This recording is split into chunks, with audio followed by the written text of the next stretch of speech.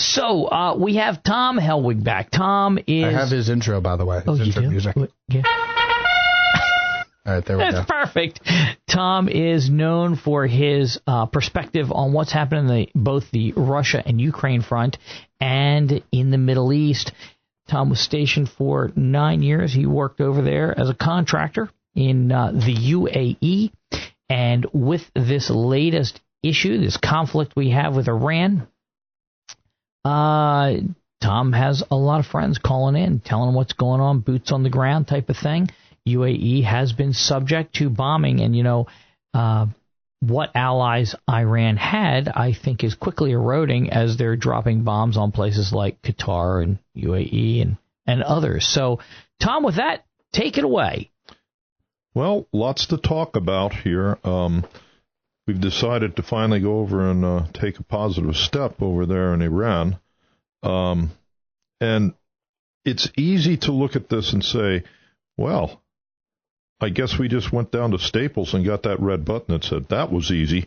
Yeah. As we eliminated the leadership there, along with most of the senior leaders there, along with the Ayatollah himself. And a lot of people have asked me, gee, how'd that happen? Because that seemed pretty amazing. The inside scoop on that is that we took a page from the Maduro incident. Mm-hmm. With Mr. Maduro, we knew which bunk bed he was hiding under, and which porn stream he was surfing. His wife didn't know, but we knew. In other words, we knew everything. The intelligence on that was amazing. And it took like 20 minutes to go get that job done. The Ayatollah, he had a matter of minutes. However, it was kind of like, here's the only sports analogy I'll ever make. It's the breakaway. He looks left, he looks right, he shoots, he scores. Yeah, the fake. It was the fake out. Mm-hmm. Midnight Hammer. We eliminated some nuclear facilities. Mm-hmm. Well, guess what else we did? Took out the radar. I don't know. No. We gathered a gigantic amount of intelligence. Nobody's looking at that. We saw exactly where everybody went when things were going sideways over there. Mm-hmm. Where did their leaders go? Where did they gather? What did they do? What was the buildings, locations, times, dates, all of that. So we stirred the pot a little bit, and then we just waited for them to do what they always do. Follow procedure. Exactly, which is the first thing they teach you when you're overseas in a not-so-nice location, doing your James Bond stuff, your MI6 activities. Right. You don't become a creature of habit. You don't eat at the same restaurant, order the same thing. Or take the same route, ever. You don't ever do that. No. You become a ghost, or you become a ghost. Those are your two choices. Yeah, it's really simple. Right. So we knew exactly what was going on. And I know there's a whole bunch of people wringing their hands, screaming, wailing, and crying right now. It's like, well, it's illegal. We're not allowed to target foreign leaders. We got rules here. I'm sorry. We didn't do it. Wasn't us. Yeah. Got the wrong guy. Yeah. Yeah, 30 bombs were dropped, but we weren't the people who did it. No? No. And who was it? I'll give you one guess. I don't know. Who else was helping us out? It was the Israelis. Yeah, I guess. Sure. Yeah. So there was, like most good organizations, a division of labor. I can't get that done at home with my domestic partner thing. Right. It's difficult. The division of labor may not be equal. Yeah. So they were in there and got the job done. Because they suffer the biggest threat. But also they don't care. Right. If there's some collateral damage, that goes down very badly here in this country. We're still very susceptible to the wringing of hands over the fact that you killed a bad guy. Despite the fact that he killed 30,000 people himself. Sure. We're still saying, not over in Israel. They don't have those constraints. They just, if I have to take out the apartment building to get one guy, you shouldn't have been neighbors with the bad guy. They have a whole different philosophy over there. So we did other things. We played defense mostly on the whole thing so far. We did offensive strikes, sure, but they were strictly military targets. When it came down to elimination of leadership, we left that to our friends. So that's how that really played out. What?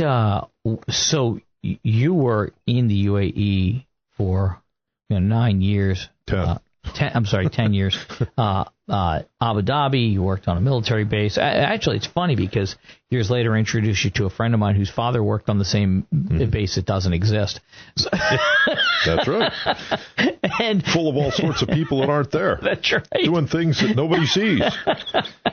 But what has happened in the UAE? Because they got hit by over 100 bombs, from what I understand. Well, yes, there's been quite a few attacks over there, and I remember before this all started to unfold, I actually, since I follow all this pretty well, I told all my friends over there, hey, it's time to get your head down, it's coming, and I gave them my predictive date, which happened to be the exact date that it all went down. That was because the attack was actually moved up. Had they followed the original plan that they had in their back pocket, I'd have been a day or so late or in advance of what it went down. But due to the fact that they moved things up, because once again, we followed those people very closely. Right. When they were all in one spot, we took action. That was moved up by about a day. As to Dubai, several places where I actually worked have been hit, along with the other things that I told everybody. I said, hey, you better be careful. Don't be sightseeing down the Burj Khalifa. Don't go to the mall because they're targets. Yeah, the Burj got hit. Now, that's not like the Burj, the giant, tallest skyscraper, but that's that one that looks like a giant sail. That got hit by a drone. Yeah, that's the Burj Al Arab, the Al Arab hotel, the 7-star hotel. Yep, beautiful. Yeah, you get 5 stars, they get 7. Yeah, it goes to 11. Someday I'll tell you about that. We don't have enough time today for that. The problem is that, take a lesson from the Belgians in World War One. Hey, we're neutral. They're standing in between Germany and France, and that didn't work out. Well, you can be neutral, but we're coming through. Yeah, it's you're kind of there, so we're just we're passing through. Right, please. Right. Thanks for the road. That's the same lesson that obviously hasn't been learned by our allies there in the Middle East, UAE, Bahrain, Saudi, Kuwait. You guys were never going to be neutral. It's not going to happen. Right.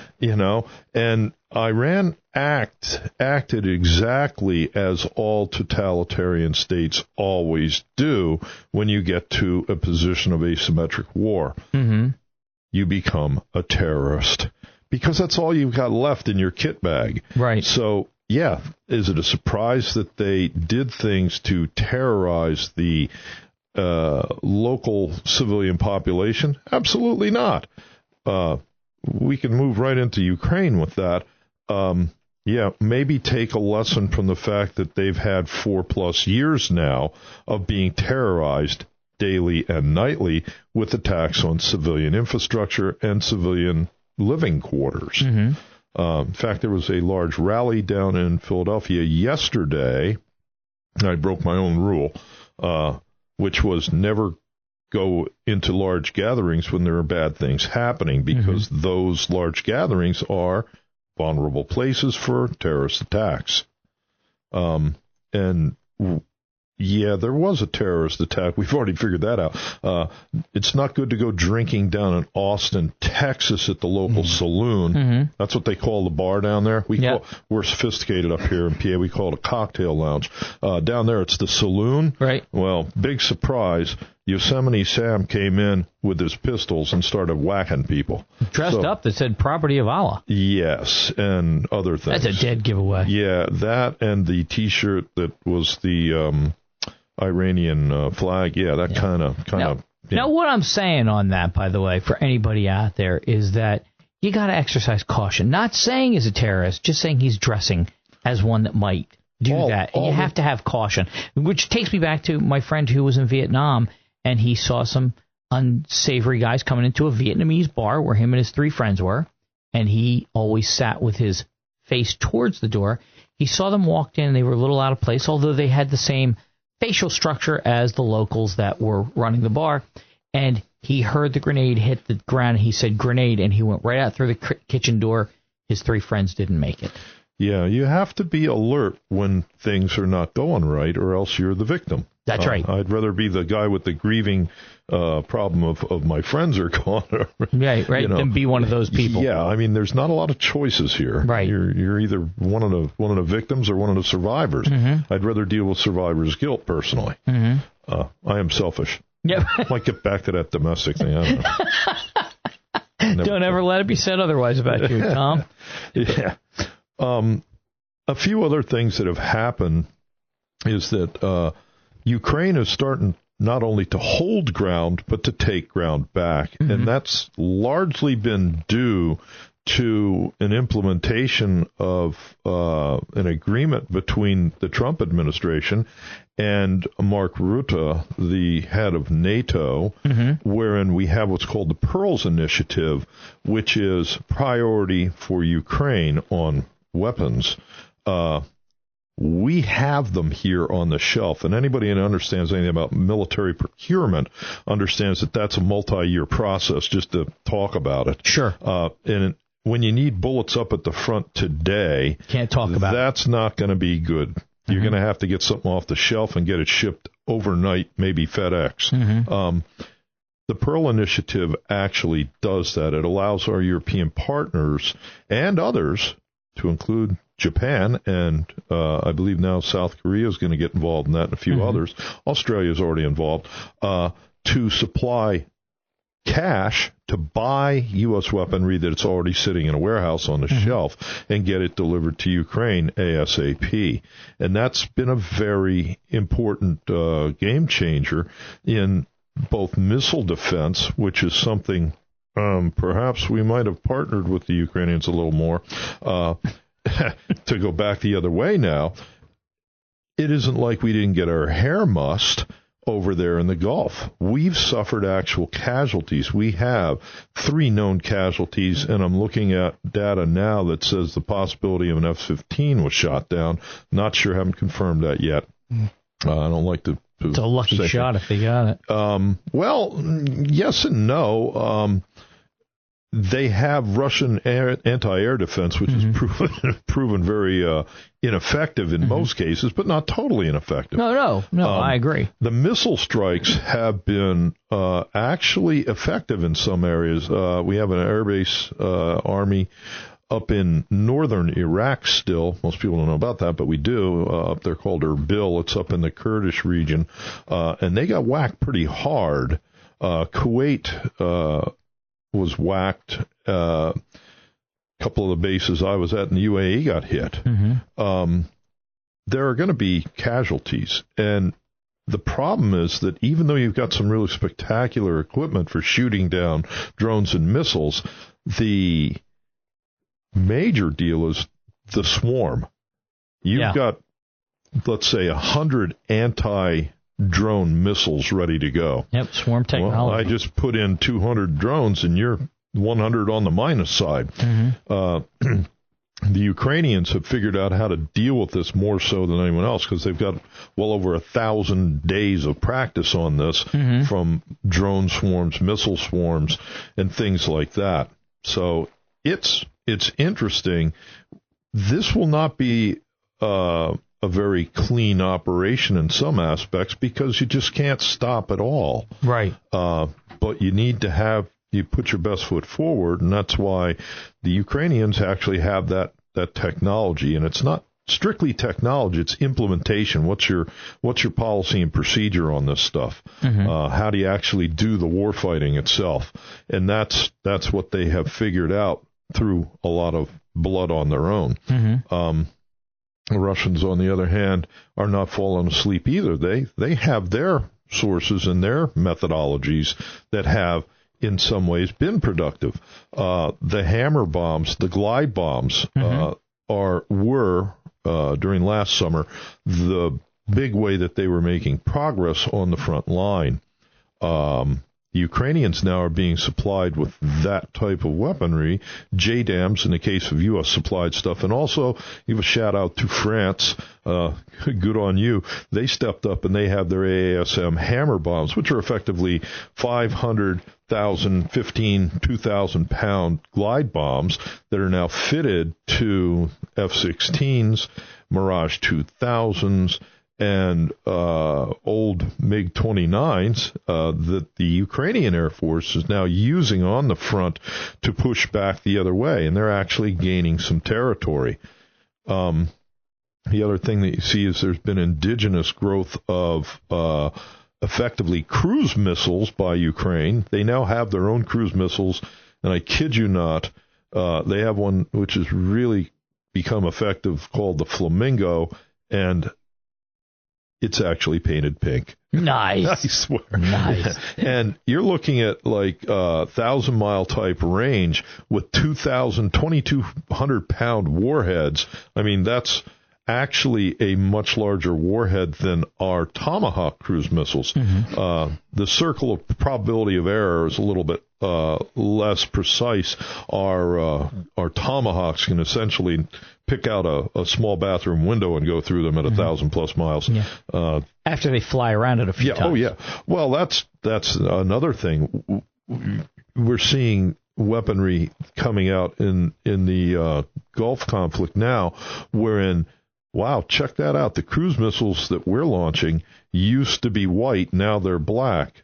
Mm-hmm. Radar absorbent material paint. Absolutely. We're making progress there too. Absolutely. Tom, I appreciate you coming on. As a side note, I got a call from Jack yesterday, 5 minutes with Jack. Mm-hmm. He has to head over to Israel in the next couple of weeks. Yeah, good luck with that. Yeah, that's there's a call for that. So I may be losing Jack for a little bit of time. So you're telling me you want me to fill in? Yeah, I may have you. I may actually have you swap them because we may do something with that. The way things are unfolding over there in the Middle East and other places, there's a lot to cover. Yeah. So hopefully we'll be able to get some call-ins from him to see how things are going there. But he called me last night. So good. Tom Helwig, thanks for coming on. We greatly appreciate the updates. Thank you.